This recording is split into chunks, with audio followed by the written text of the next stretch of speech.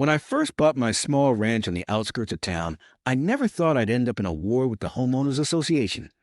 My land had a natural spring that trickled into a pond, which over time I reinforced with a modest dam.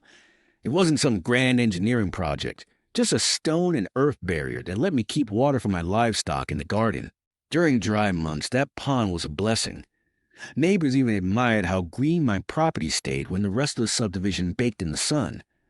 That admiration, however, quickly turned into resentment when the HOA board decided to call my pond hoarding water. The letter arrived on a Tuesday morning. According to them, I was illegally retaining community resources and disturbing the natural water table. I nearly laughed when I saw the fine, $50,000.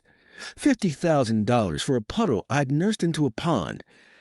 I thought it had to be a mistake, but after a heated phone call with HOA president, it was clear they were serious. They claimed I had unfairly altered the landscape and that my dam was an unauthorized structure.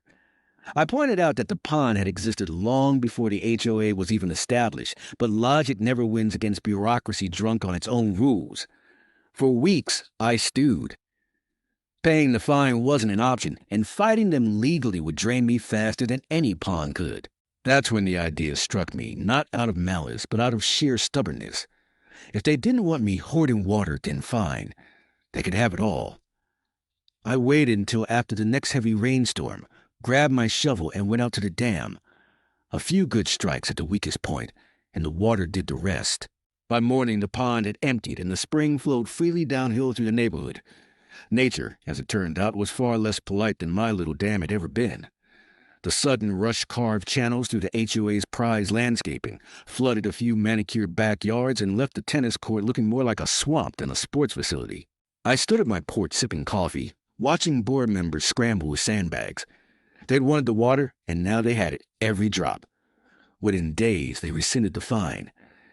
Officially, it was to encourage compliance and restore neighborly relations, but everyone knew the truth. They realized they'd picked the wrong fight.